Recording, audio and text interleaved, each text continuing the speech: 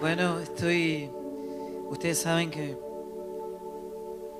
la casa es Cristo, habitamos Cristo. Él dijo, destruyan el templo, en 3 días lo voy a reedificar. Y la palabra dice que está hablando de sí mismo. Así que ya no hay un edificio, una montaña, una ciudad. Habitamos un ámbito eterno llamado Cristo. Así que estamos en casa. Hoy estamos tratando de crecer en el entendimiento de que no amamos a los hermanos por Cristo, sino que amamos a Cristo en los hermanos, porque hay que avanzar en el entendimiento de que no hay tal cosa como mi vida y Cristo. Somos uno. El milagro del Evangelio es que Cristo es nuestra vida. Amén. Por eso la iglesia puede avanzar en una misma mente, en un mismo parecer, hablar todos una misma cosa, tener todos un mismo sentir, porque fuimos colocados en el cuerpo del Hijo. ¿Verdad? Esto es el milagro del Evangelio, es la gloria del Evangelio. ¿Vieron? Que uno se pregunta cuando comprende que fuimos creados para su gloria, que fuimos creados para la eternidad, para expresar en la eternidad de Dios su gloria. O sea, básicamente, desde la perspectiva escritural, la revelación apostólica, fuimos creados por Dios para expresar a Dios. Porque fuimos creados en Él, por Él y para Él, ¿verdad? La expresión de sí mismo es la expresión de su propia gloria, pero Dios se da a conocer solo mediante su Hijo. Así que Dios solo es glorificado y nosotros solo expresamos el propósito eterno por el cual fuimos creados solo cuando su Hijo se expresado en nosotros.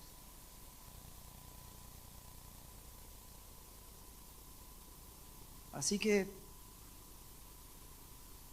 me alegra siempre y es un permanente disfrute poder, como dice acá, creo que el cartel todavía está por ahí, somos familia.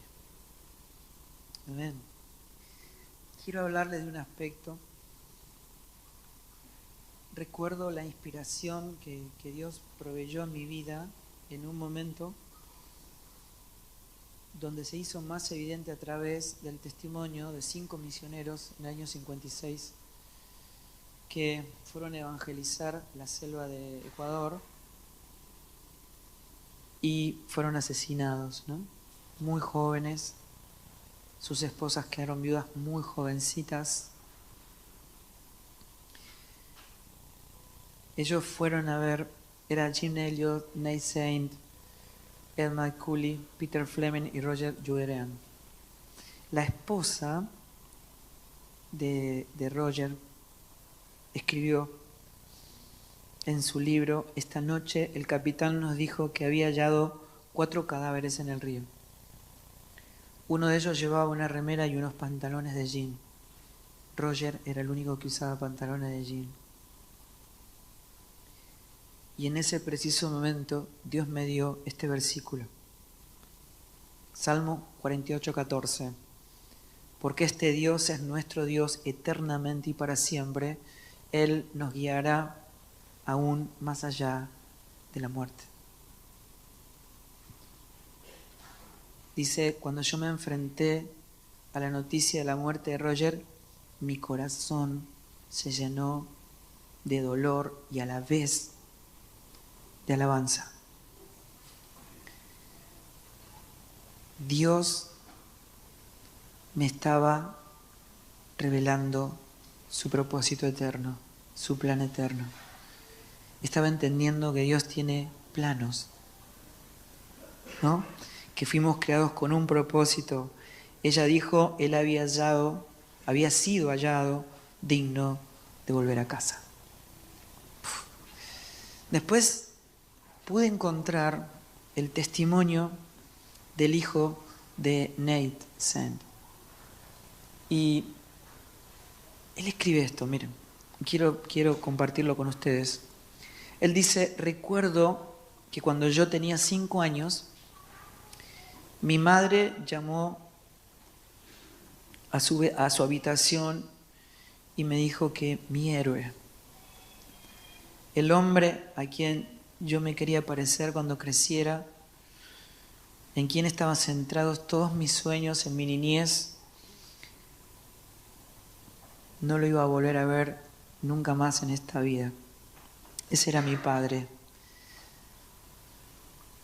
Puedo recordar y volver a experimentar un fuerte sentido de expectación que reinaba en mi padre junto a sus amigos misioneros por conducir a Cristo, a toda esa gente, verla redimidas para el reino de Dios, para el eterno reino de Dios.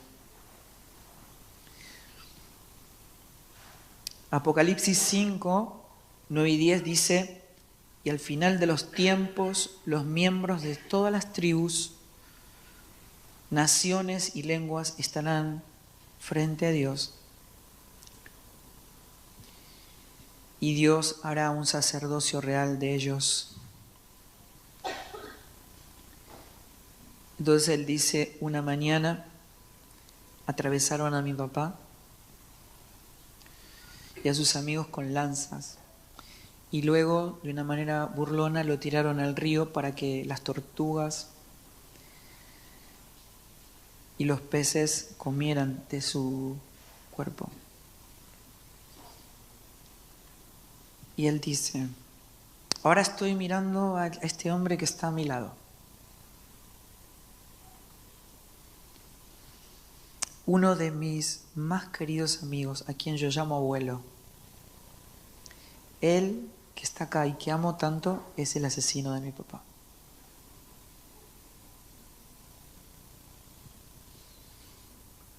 Y me doy cuenta de que él no estaría aquí ahora si mi papá y sus amados hermanos no hubieran muerto.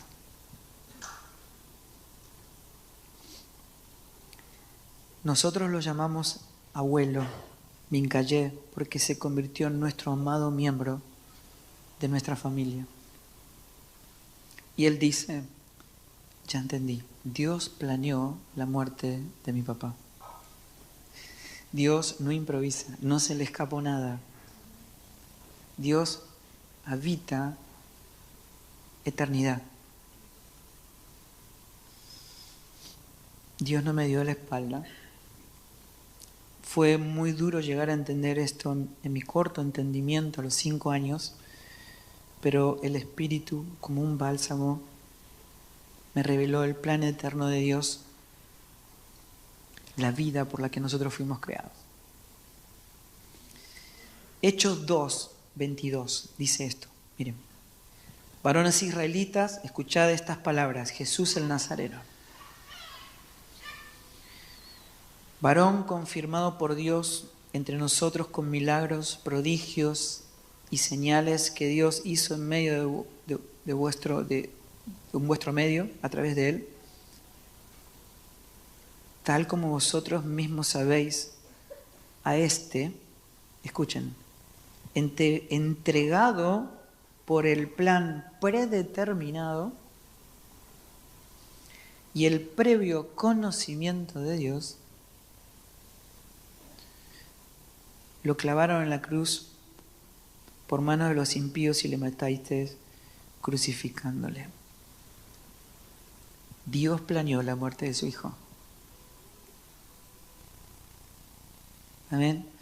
Isaías 53 dice, con todo, Dios quiso quebrantarlo a su propio Hijo. Claro, ahí intervinieron muchas partes, ¿no? Herodes, Pilatos, los soldados romanos, la gente enardecida, todos haciendo exactamente lo que Dios aborrece. Pero la soberanía de Dios estaba determinada. No importa quién participe, si iba a cumplir lo que Dios dijo que iba a cumplir. Dios había planeado la muerte de su propio Hijo para su plan eterno.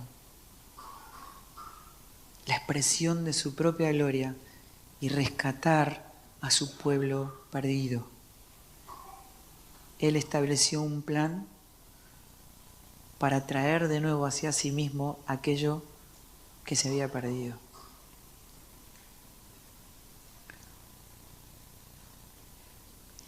Ahora fíjense esto. No quiero avanzar demasiado en esto, pero es importante. Este mismo hombre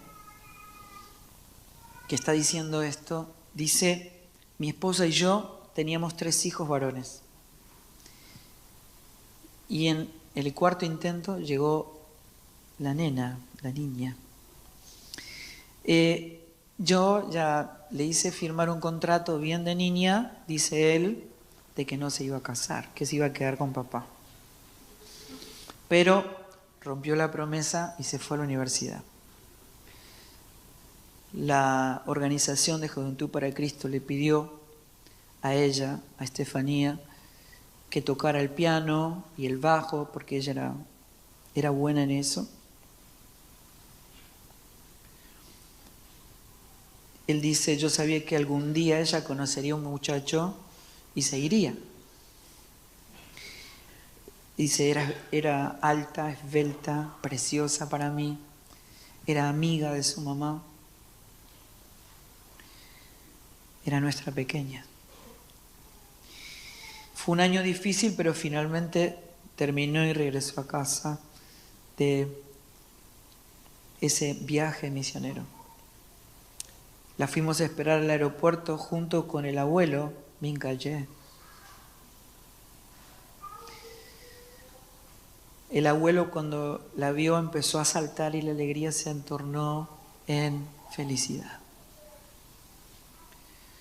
Luego fuimos a casa para la fiesta, su fiesta de bienvenida. Más tarde tropiezo con Estefanía en el pasillo y se recostó sobre mí para decirme, papá, te amo. Entonces él dice, yo en ese momento pensé, Dios podría llevarme ahora y estaría todo bien.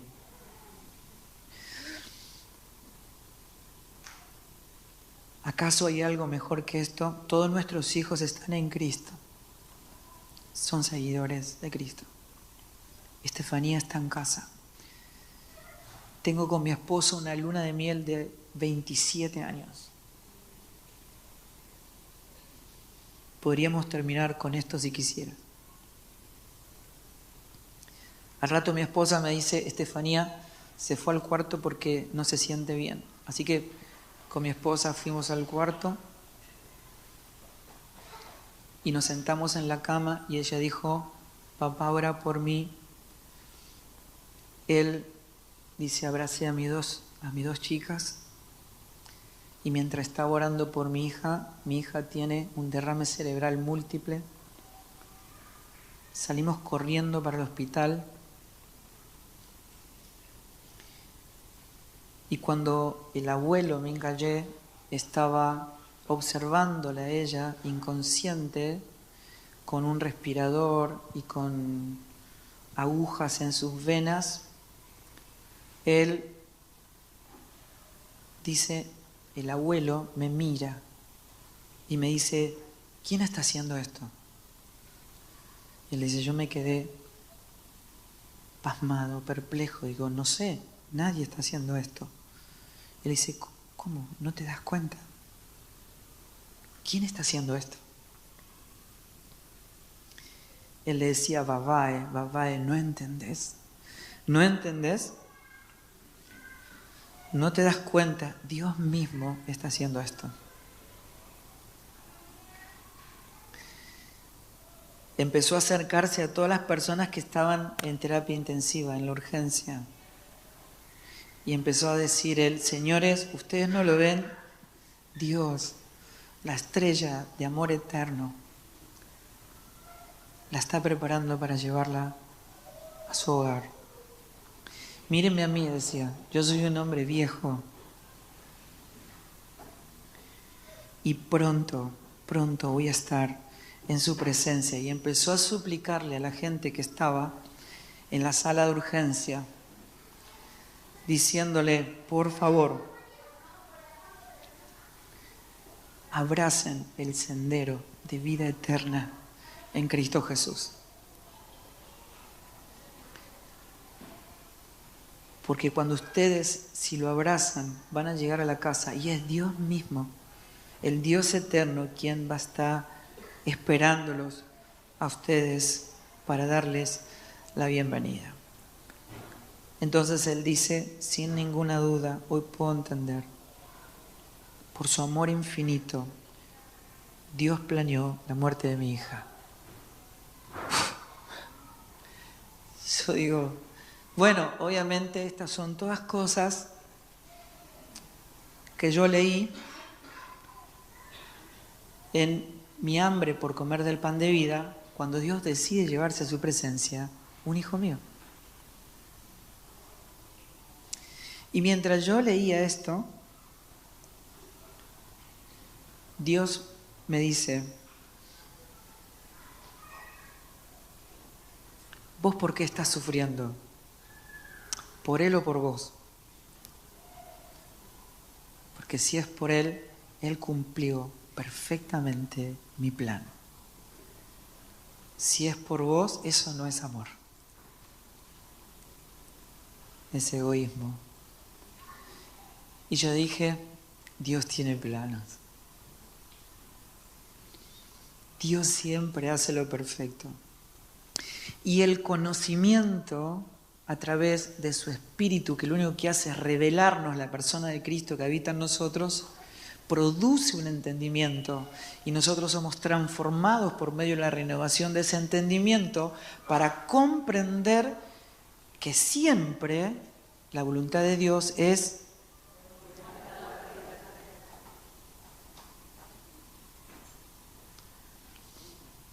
dije, Señor,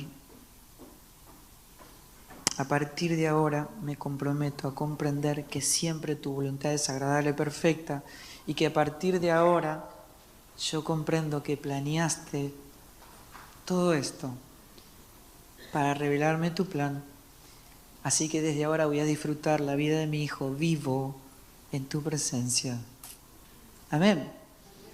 Ahora yo pensaba, ¿cómo es que nos fortalecemos en el poder de Dios? ¿Cómo es que todo esto, que las circunstancias temporales pueden tocar lo eterno? Definitivamente no puede. Todo lo que está en lo eterno no puede ser tocado por lo temporal, no puede ser tocado por el hombre. Entonces, ¿qué quiere decir? Que si algo temporal, una circunstancia, una eventualidad toca mi realidad eterna, es porque en realidad era parte de mi imaginación y no era la realidad de Cristo expresándose en mi vida. ¿Verdad? Hoy tratamos de entender acerca de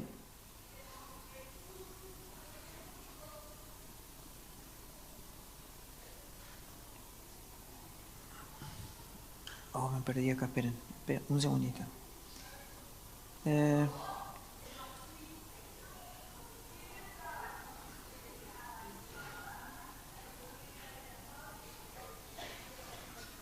¿Qué problema? Claro, llega una edad donde uno necesita anteojos, ¿verdad?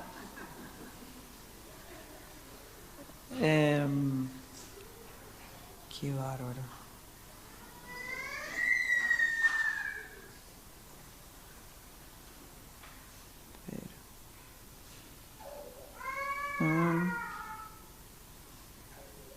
¿Esto se filma? O sea, es cuestión de editar, nada más. Ok. Bueno. Ahí está, lo encontré. Listo, ya está. Era eso.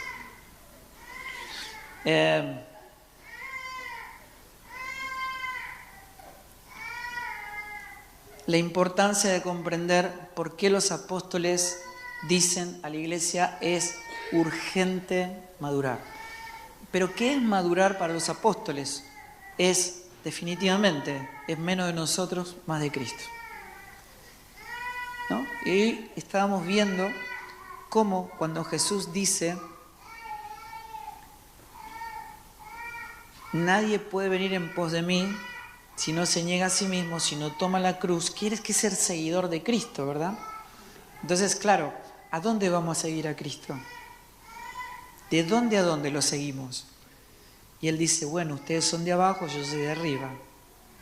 Ustedes son de este mundo, yo no soy de este mundo.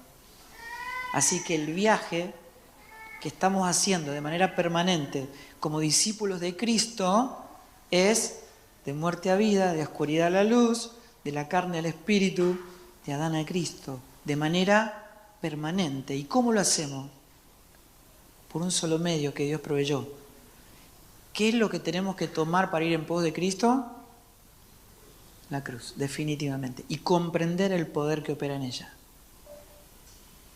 Si no comprendemos que en la cruz ocurrió algo completamente extraordinario que cambió para siempre toda nuestra realidad, no vamos a entender nunca qué es ser un discípulo de Cristo o qué es ser un seguidor de Cristo, ¿verdad? O sea, todo el tiempo nosotros estamos viviendo en un éxodo permanente. Pablo dice las 24 horas del día. Estoy crucificado juntamente con Cristo para que no viva yo, sino que viva Cristo en mí. Ese es nuestro éxodo, es lo que dice ser un discípulo de Cristo, lo que es ser un seguidor. ¿Verdad? Esto lo explicamos porque no hay una manera de ser un seguidor de Cristo en la forma o en la carne, ¿verdad? Por muchas razones. Primero, la carne no puede ser mejorada. Lo que está en la carne no se puede unir. Todo lo que está unido está en Cristo, ¿verdad? Y ya no hay discípulos en la carne. No hay discípulos de Pablo, de Polo, de Acefa, de Juan. No lo hay.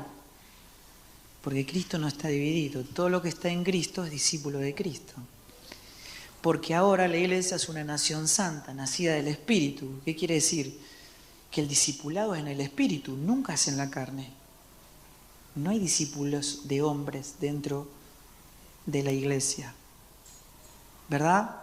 Sino que todo discipulado, ¿no?, es representativo del único pastor que tiene la iglesia, que es Cristo. O sea que toda asignación dentro del cuerpo está diciendo, mírenlo a Él. Todos lo seguimos a Él. ¿Está bien? El pastorado no resuelve problemas. El pastorado no da consejos, no tiene opinión, ¿entienden? Eso es bien importante, porque en la iglesia nadie dice, Dios dice.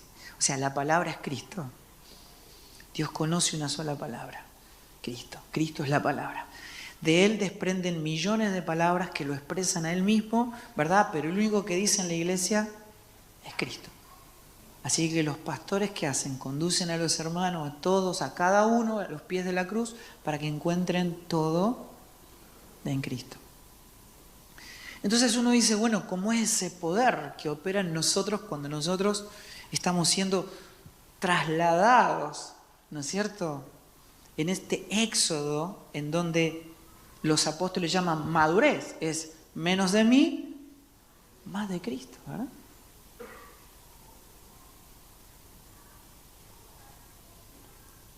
Entonces, el apóstol Pablo está diciendo, ya el mundo no es operativo para mí ni yo para el mundo, pues yo estoy crucificado al mundo.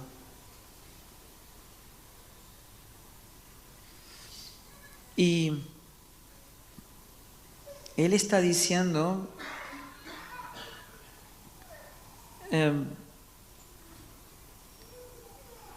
o refiriéndose a las interpretaciones de la mente natural, cuando dice, por ejemplo, díganme si sean honestos.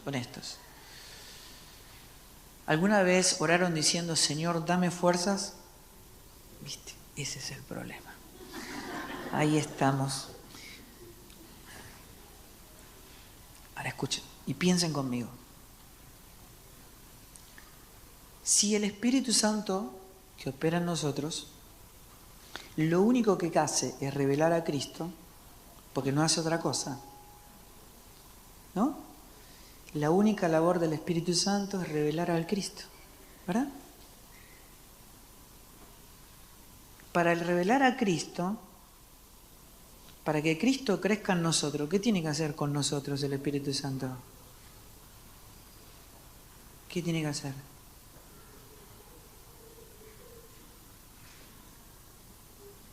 Tienen miedo de equivocarse. ¿Cuál es el caso? Para que yo mengüe y Cristo crezca, ¿qué tiene que haber? Primero, ¿cómo dijimos? ¿Cómo es ese pasaje? Una cruz. ¿Y la cruz te fortalece o te debilita?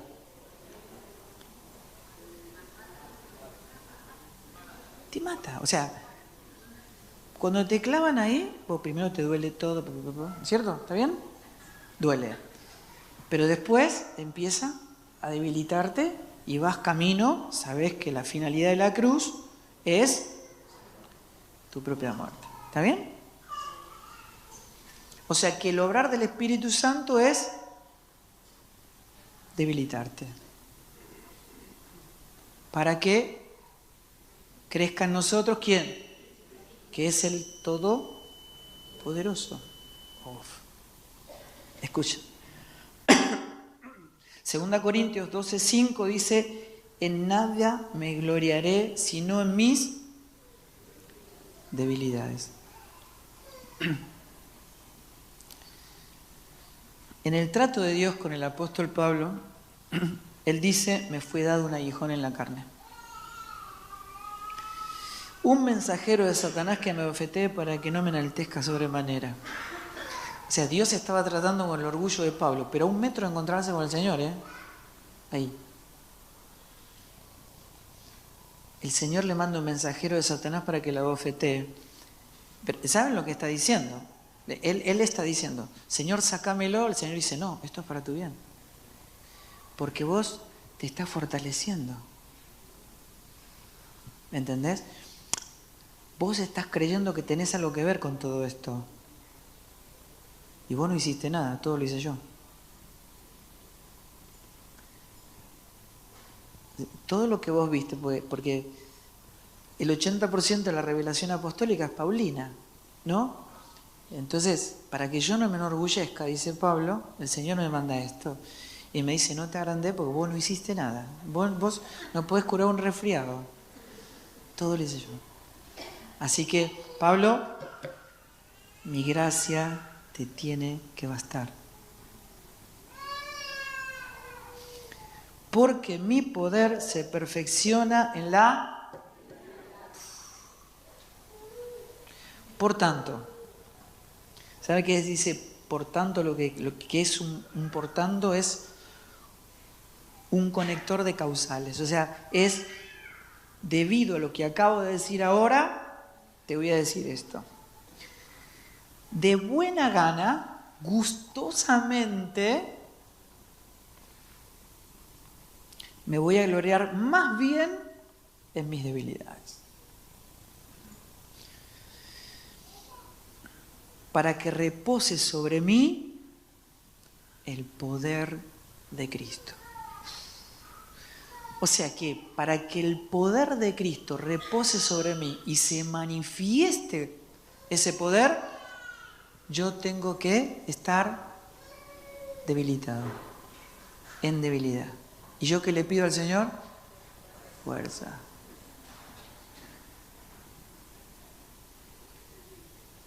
Ahora espere, porque no sigue ahí. Dice, por lo cual, por amor a Cristo, me gozo. Escuchen. O sea, le está diciendo, me da gusto, me da placer, me deleito, me complazco, me contento en las debilidades.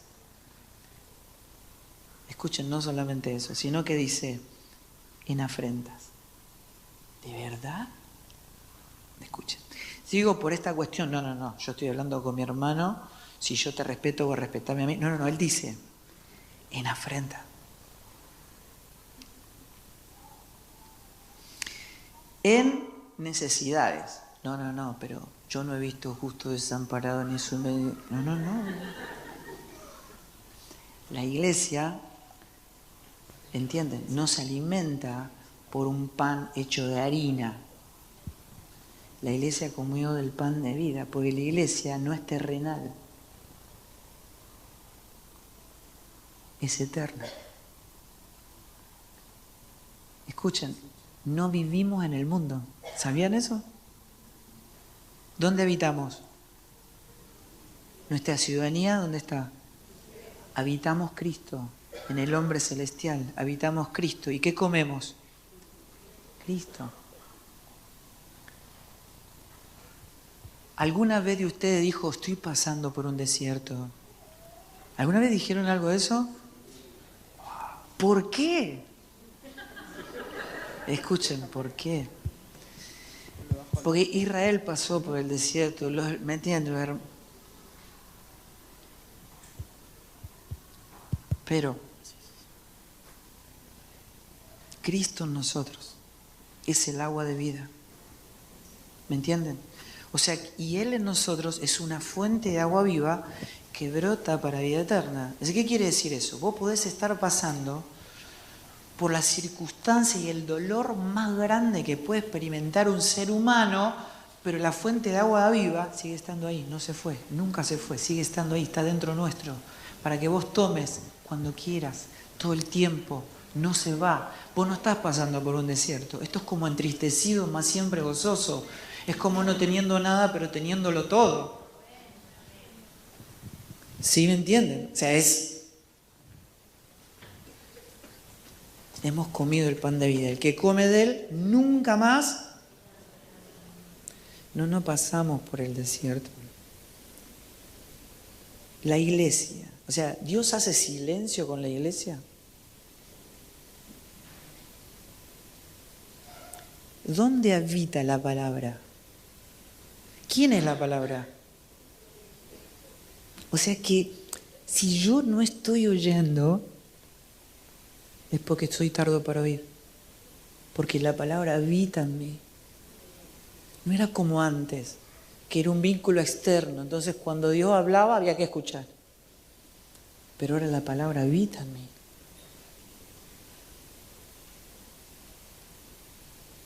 ¿Verdad? Vino a ser morada eterna. ¿Entienden?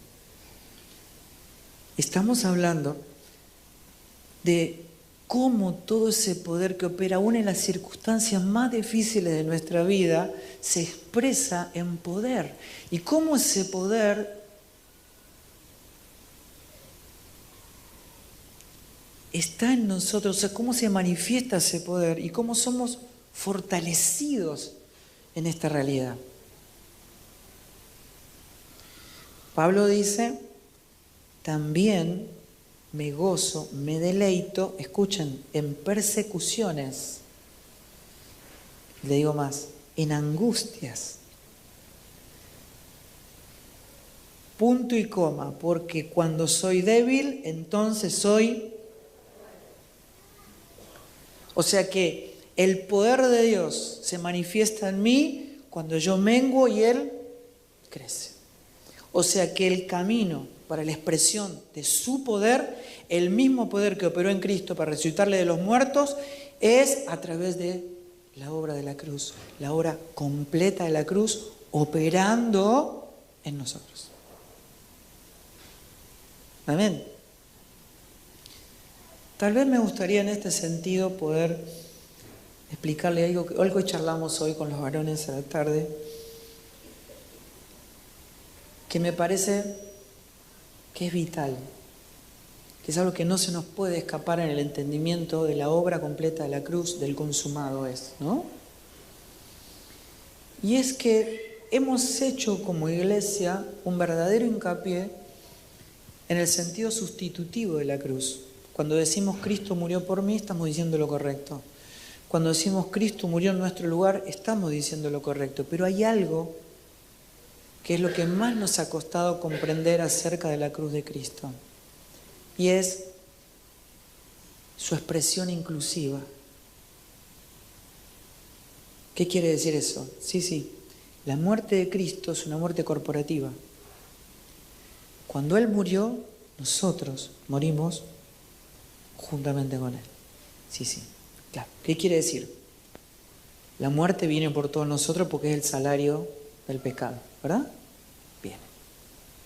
Ahora Cristo, para poder ocupar nuestro lugar, que tuvo que convertirse en pecado, para pagar ese salario, ¿verdad? De la muerte. Pero no es que Cristo vino, ¿no es cierto? Supóngase que viene la muerte como una locomotora, Él no nos sacó de la vía, murió Él para que nosotros vivamos. Eso no es evangelio. ¿Qué hizo Él? Nos reúne en Él para que cuando viene la muerte y pasa sobre Él, Él muere, y cuando Él muere nosotros morimos juntamente con Él. Para que cuando Él resucita, nosotros resucitamos juntamente con Él. ¿Qué quiere decir? Que no hay manera de que vos puedas expresar la novedad de vida si no estás expresando la muerte de Cristo. Una de las cosas que decíamos hoy que es claro, la mayoría de las religiones hoy esotéricas que no conocen a Dios están hablando de la negación de uno mismo, ¿no? Claro, pero es la muerte individual, no es la muerte corporativa y no es la muerte que tiene trascendencia en la glorificación.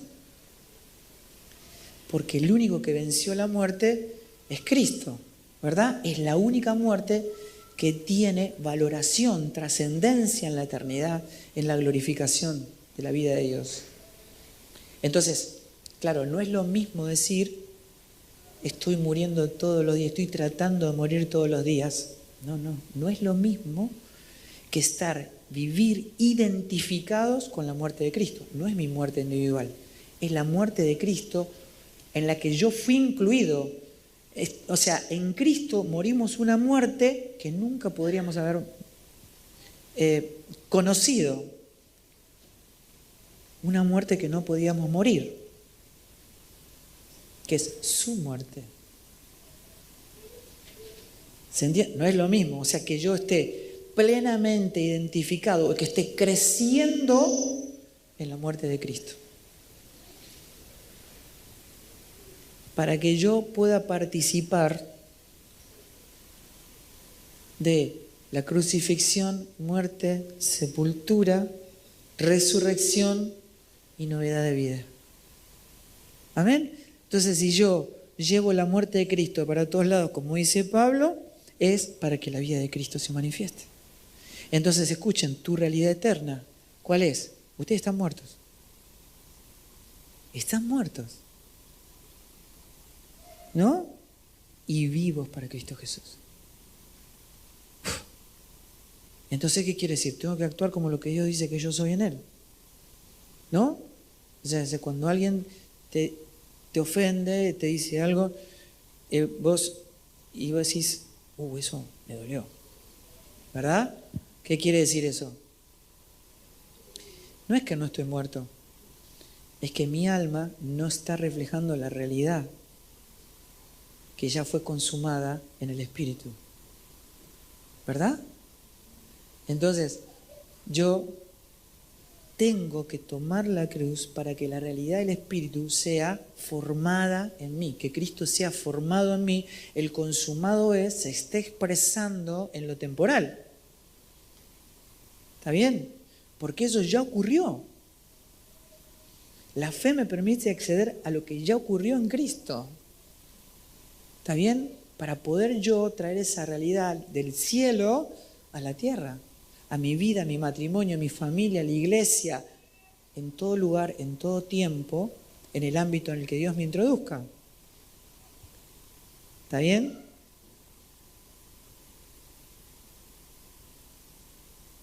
Quiere decir que para que el poder de Dios sea manifestado en mi vida, no se trata de cuán fuerte podamos ser, sino de lo débil que podamos llegar a ser para que su poder ilimitado se exprese en nosotros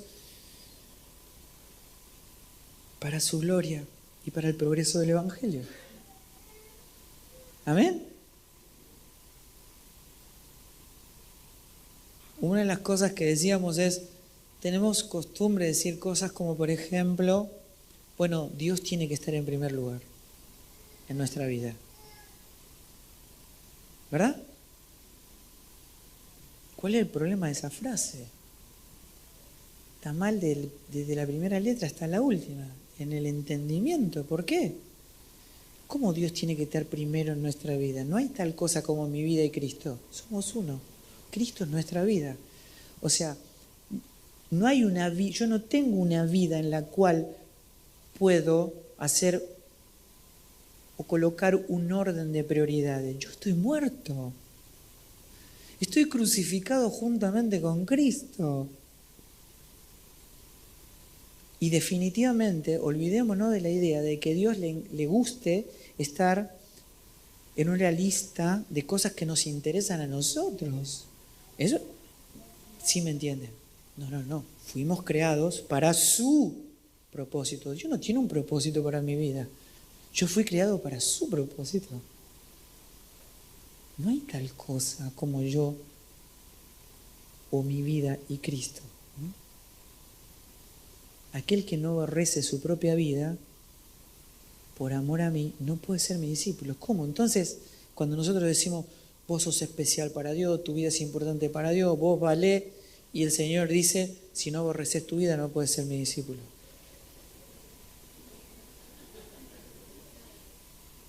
¿No?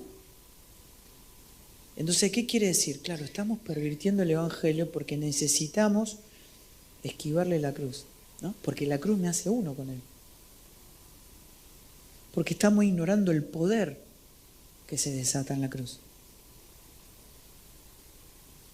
Me traslada a Cristo, me hace uno con Él.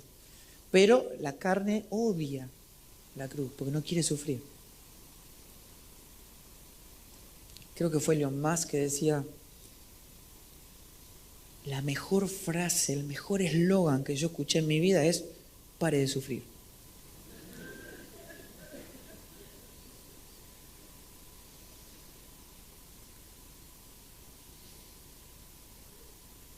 Y no somos partícipes de sus padecimientos para que la vida de Cristo sea manifestada en nosotros. ¿Verdad? Así que nuestro estado es estar crucificado, completamente identificados con su muerte y su sepultura, para poder expresar la vida, la novedad de vida, la plenitud de vida que es Cristo en nosotros. Amén. Es un viaje maravilloso, glorioso, que nos permite a nosotros disfrutar la perfección en la expresión de su poder. Gálatas 6:14 dice, pero lejos esté de mí gloriarme, sino en la cruz de nuestro Señor Jesucristo, por quien el mundo me es crucificado a mí y yo al mundo. ¿Entienden lo que está diciendo? O sea, Pablo está diciendo, en lo único que me puedo gloriar es en esa cruz que me mata todos los días, para que no sea yo, sino que sea Cristo en mí. Y entonces cuando esto ocurra, él tiene este tipo de expresiones. Escuchen, le dice a los hermanos, ustedes me están mirando a mí, lo que ustedes ven en mí no soy yo, es Cristo. Es la gracia de Cristo en mí. Y yo no osaría hablar, dice Pablo, de otra cosa que no sea de lo que Cristo ha hecho por medio de mí. Yo no hice nada, es la gracia. Es la gracia. El escritor de Hebreos dice, Dios está obrando en mí aquello que es agradable delante de Él. ¿Quién lo hace? Dios es quien está obrando lo que es agradable. O sea, ¿cómo puede ser? Él es la fuente del obrar y la recepción de su propio obrar. Él es quien produce no solo el obrar, sino el deleite por ese obrar, el deseo por ese obrar. Nos deleitamos en el poder de Dios.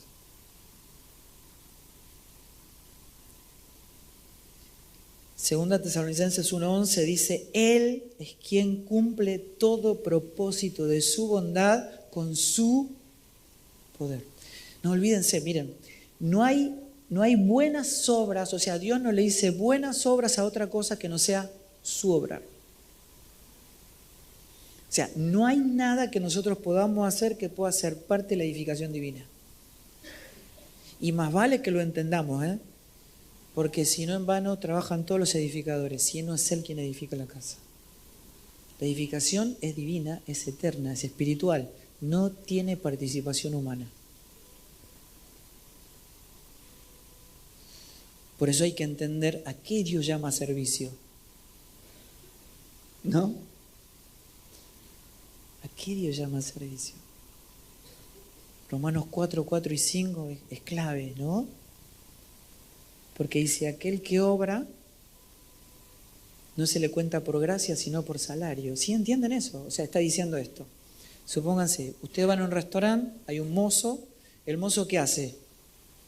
Te sirve.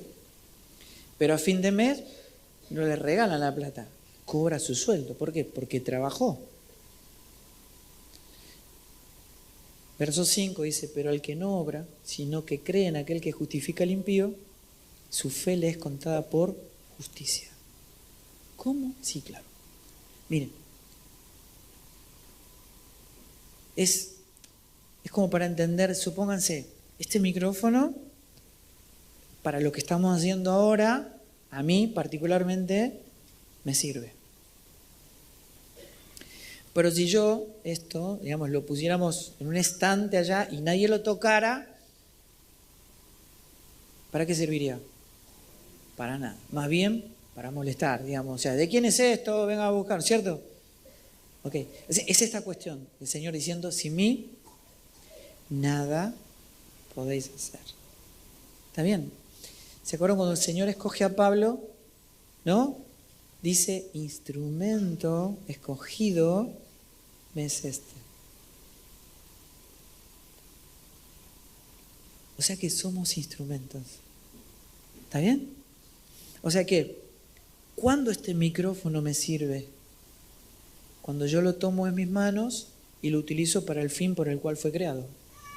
¿Cuándo le servimos a Dios? Cuando el Maestro nos toma en sus manos y nos utiliza para el propósito para el cual fuimos creados. O sea, no es lo que yo hago, es lo que Él hace en mí y a través de mí para su propio propósito, para su propia gloria. Entonces Pablo dice, no lo hice yo, fue la gracia de Cristo en mí, así que no digan, che, Pablo es un grosso, un campeón. No.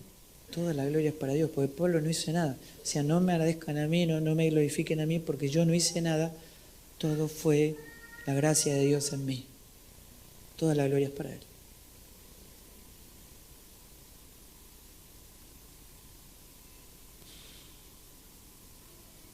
Y yo digo, claro, la carne que necesita. O sea, la carne quiere realizarse, ¿no? La carne quiere hacer algo en la vida que cuente, ¿no? Que sea importante, algo altruista, quiere... La carne es justiciera, ¿no? Como diciendo, ¿cómo puede ser si yo tuve 20 años, recién llegó y ahora... O sea, es justiciera, ¿no? Porque quiere tener logros.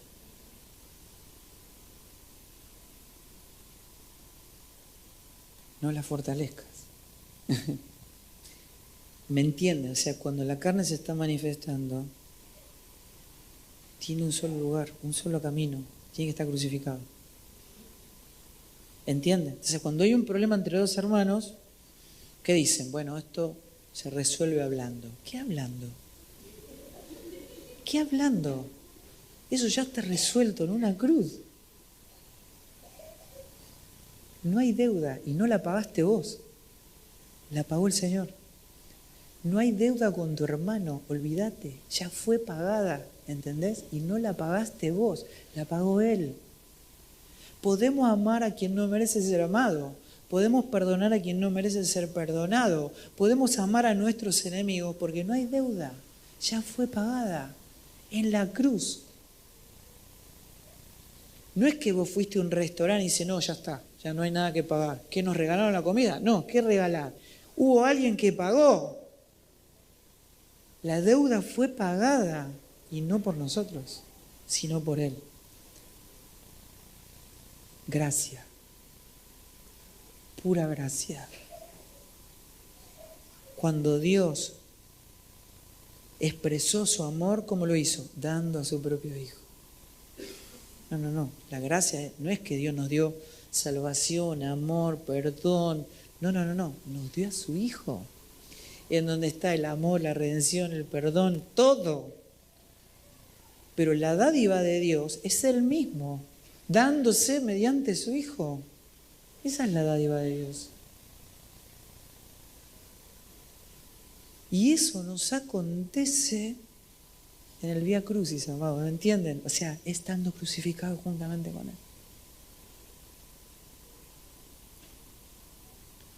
No hay, o sea, cuanto más nos acercamos a lo doloroso que es estar crucificados, es cuanto más nos acercamos a la gloria que hay en la obra completa de Cristo en la cruz a nuestro favor, amados. No hay motivos para gloriarnos en nosotros mismos, son el poder divino que opera en nosotros, que es la poderosa gracia de Dios, porque cuando somos débiles, entonces somos fuertes. Algo cambió radicalmente en la cruz. Amén.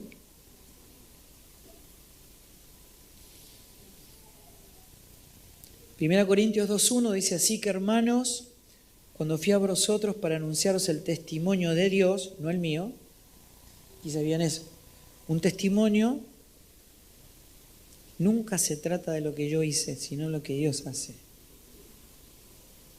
¿No?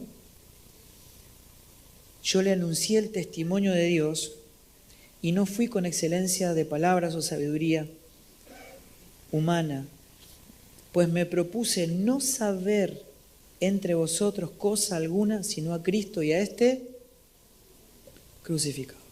Y estuve entre vosotros con debilidad y, miren, aclara, mucho temor y temblor.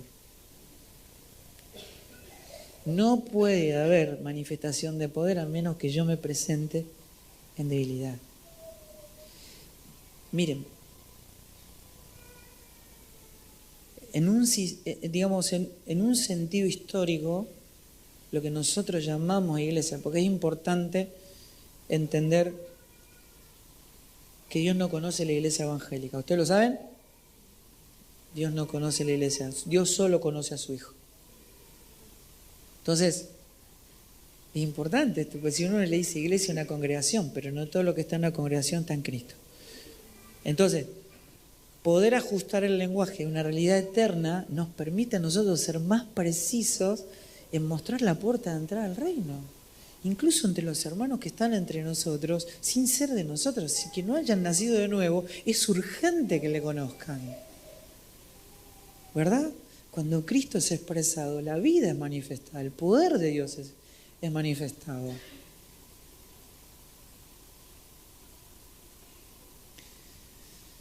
Y dice, y ni mi palabra ni mi predicación fue con palabras persuasivas de humana sabiduría, sino con demostración del Espíritu y de poder. En nuestra cultura, créanme, hemos puesto muchas veces en los primeros bancos a las personas talentosas. Nosotros hemos creado un ambiente entre nosotros que admira al talentoso. Eso, créanme, ofende a Dios. ¿A quién mira Dios? Al pequeño, al humilde, al quebrantado, al que tiembla ante su palabra. Nosotros escogemos lo que Dios nos escogería. ¿Verdad? Para que vuestra fe no esté fundada en la sabiduría de los hombres, sino en el poder de Dios. O sea, cuando vos querés saber ¿Qué fue lo que ocurrió en la cruz? Vos tenés que entender que la cruz te despoja absolutamente de todo. Vos conocés a una persona que toda la vida luchó para alcanzar un lugar de privilegio, sea económicamente, sea profesionalmente. El día que te mueras no te puedes llevar ni el título ni la plata. Toda tu vida te quisiste casar con tu príncipe azul, la mujer de tus sueños, te moriste, no te puede acompañar. ¿Entendés? Porque la muerte te despoja de... Todo aquel que pasó por la cruz sabe que del otro lado no queda nada de vos. Nada. Esa es nuestra identificación con la sepultura, ¿me entienden? ¿Se entiende eso? Miren, vieron que hoy estaba diciendo eso, cuando yo era adolescente, mi papá falleció cuando yo era adolescente.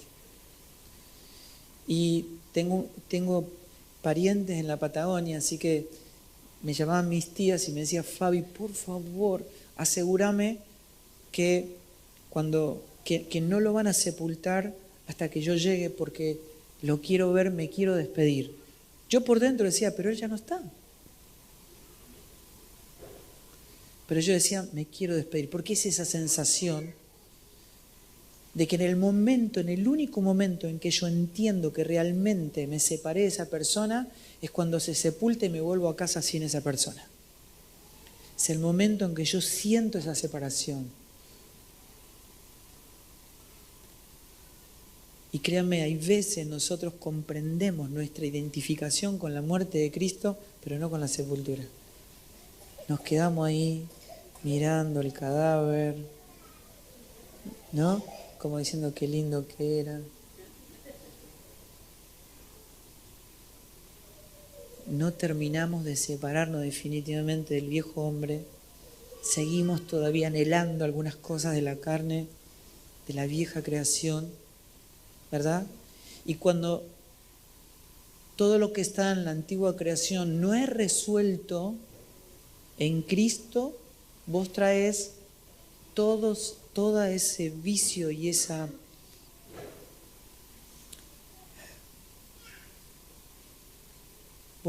obrar de la carne al ámbito eclesiástico. Y si eso ocurre en lo pastoral, hay manipulación, amados. Abusamos de la gente, de su tiempo, de su dinero, de su buena voluntad. Por eso hay que comprender por qué, si en el tiempo, en la primera generación de la Iglesia de Cristo, ellos vivían bajo la esclavitud del Imperio Romano. ¿Me entienden? O sea, nosotros estamos muchísimo mejor en ese sentido. No somos esclavos, ellos eran esclavos. Salían de sus casas, no sabían si volvían. Saludaban a su esposa, a sus hijos, porque no sabían si iban a ser apresados, torturados, muertos a fila de espada, comidos por los leones, muchas veces prendidos fuegos para iluminar las calles, las luminarias de las calles del Imperio Romano. Ahora, cuando uno revisa las cartas apostólicas, no hay una sola queja del Imperio Romano. No hay una sola. ¿Por qué? Porque los apóstoles entendían que todo eso estaba resuelto en Cristo. Porque Jesús no vino a espiritualizar el mundo. No vino a resolver los problemas políticos, económicos, educacionales de Israel. No, vino a trasladarnos del reino de las tinieblas al reino de la luz. A su reino eterno, al reino de su amado Hijo. ¿Quiénes están preocupados por el sistema? Nosotros. Pastor, óreme, no tengo trabajo, me duele acá, me duele allá, mi suegra, bueno, ¿verdad? Porque no podemos ver todo eso resuelto en Cristo. Y entonces, ¿por qué oramos? Y oramos porque lo que le interesa a Dios. Porque ahora la expresión de Cristo en mi vida es todo lo que Dios ama, todo lo que Dios desea, todo lo que lo satisface, lo que lo glorifica, la expresión de Cristo. Su voluntad completa está expresada en la persona de Cristo. Cuando oramos, nos identificamos con el Cristo que habita en nosotros, para que no se haga nuestra voluntad sino la suya. para que Dios establezca su reino.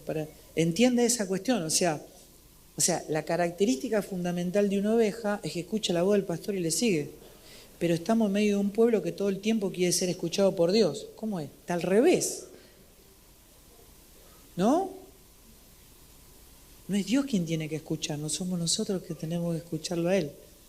Pero ¿por qué tiene que ser tan claro eso? Porque en realidad Dios no nos dio una nueva relación con Él. Dios lo colocó en el Hijo y nos hace partícipe de la unión eterna de la vida del Hijo con el Padre. O sea, nos hace parte de la comunión que el Hijo y el Padre tienen de la eternidad a la eternidad. No es lo mismo.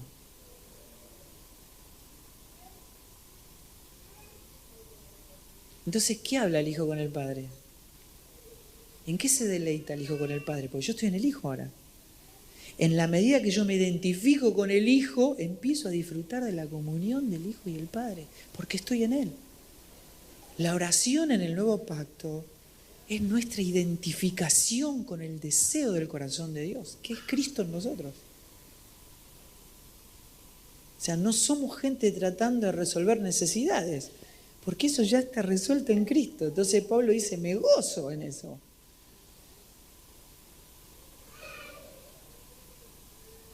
¿Verdad? Me gozo en necesidades, en debilidades, en afrendas, en angustia, porque cuando soy débil, cuando la carne muere, se reposa sobre mí el poder de Dios. Y Pablo dice, me propuse no presentarme de otra manera ante ustedes que no sea en debilidad para que el poder de Dios sea manifestado.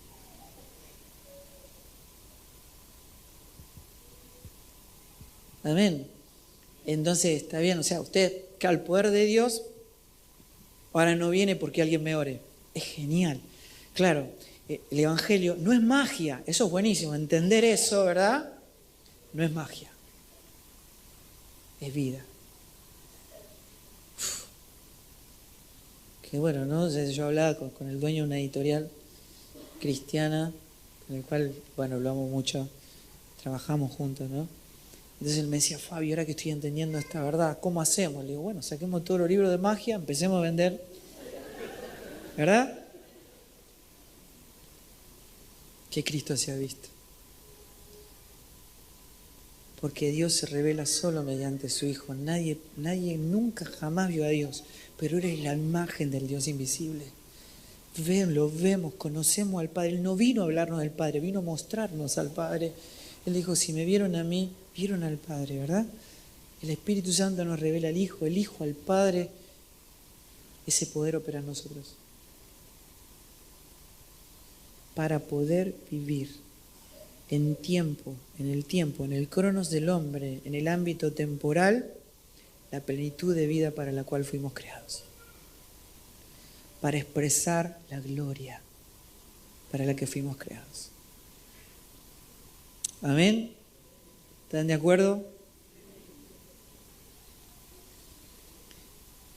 Bueno, yo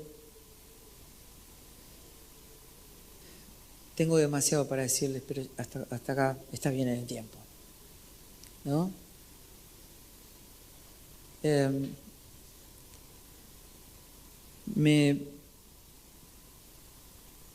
Me gozo realmente en poder estar, por gracia de Dios, viajando.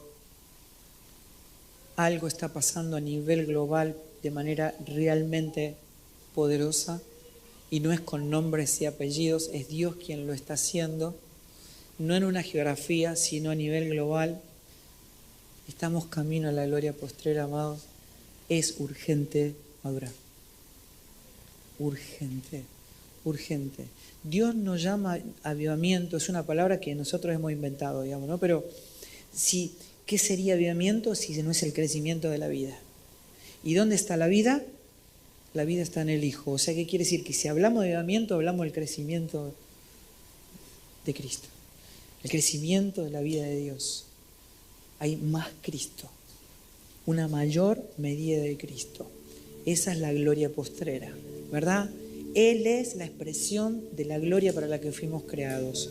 Si Él crece, si el conocimiento de Cristo crece, la tierra va a ser llena del conocimiento de su gloria.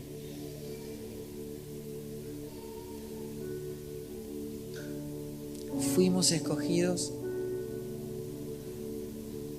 con ese fin. Fuimos creados para ese fin. Eso es lo que dice el apóstol. Ese es el fin, para que lo mortal sea absorbido por la vida. Amén. Oramos, cerramos nuestros ojos. Decimos: Señor, en el nombre de Jesucristo, no quites tu mano de nosotros hasta lograrlo. Que la cruz nos revele por su poder, Señor. El poder del consumado es. Que cada día haya menos nosotros, más de Cristo. Que tu gloria crezca, sea vista, manifestada, Señor. Te lo rogamos, Señor, para el cumplimiento de tu perfecta voluntad, de tu propósito eterno, Señor, para tu propia gloria, para el progreso del Evangelio y para nuestro disfrute eterno en el tesoro de infinito valor, Señor, que es Cristo en nosotros. Te celebramos, Señor, que nadie de los que está en este lugar se pierda. Que tu Espíritu esté obrando poderosamente, revelando esta realidad eterna de Cristo en nosotros. Señor, es el tiempo de volver a casa.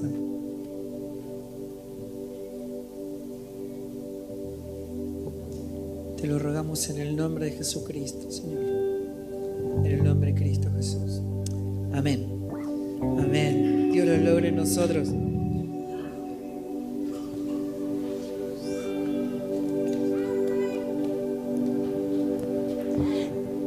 Te invito a ponerte de pie, a poder meditar en lo que escuchábamos recién.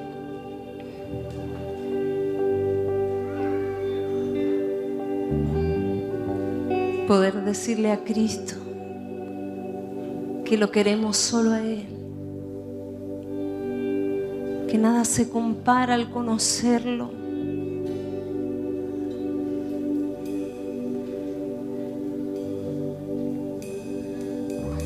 Nada deseo más que a ti, más que los sueños que hay en mí. Nada podría compararse a conocerte solo a ti. Ahora somos tú y yo en lo más secreto de tu amor. Quiero perderme en tu mirada y adorarte, mi Jesús. Solo Cristo,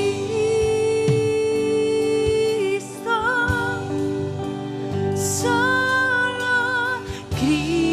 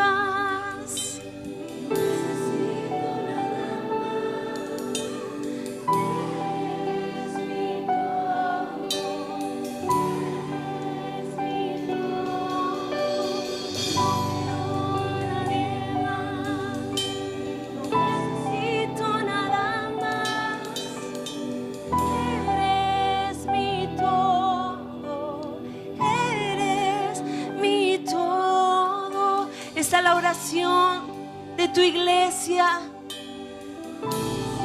El único deseo de tus hijos. Eres mi todo. No quiero a nadie más. No necesito nada más. Eres mi todo. Eres mi todo. Cristo. No necesito nada más. Tú eres nuestro todo. No quiero a nadie más. No necesito nada más. Tú eres mi todo. Eres solo Cristo. Solo Cristo.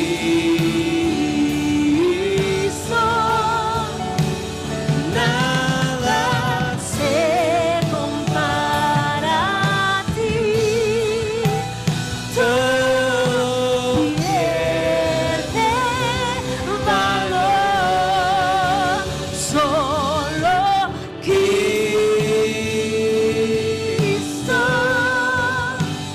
Solo Cristo. Sí, Señor. Nada Se compara a ti. todo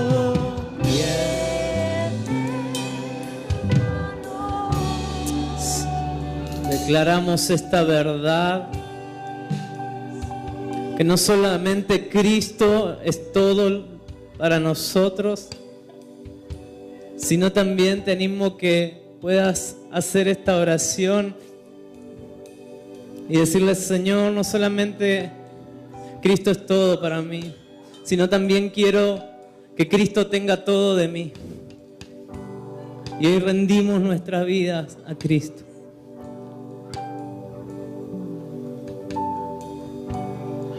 Hoy nos identificamos con la cruz, con la muerte, para que sea Cristo viviendo en nosotros.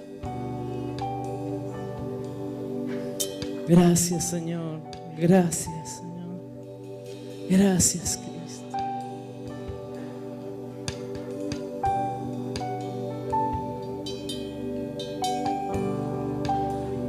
Gracias, Señor. Amén. Amén. ¿Cuántos pueden darle un aplauso de gratitud al Señor en esta noche?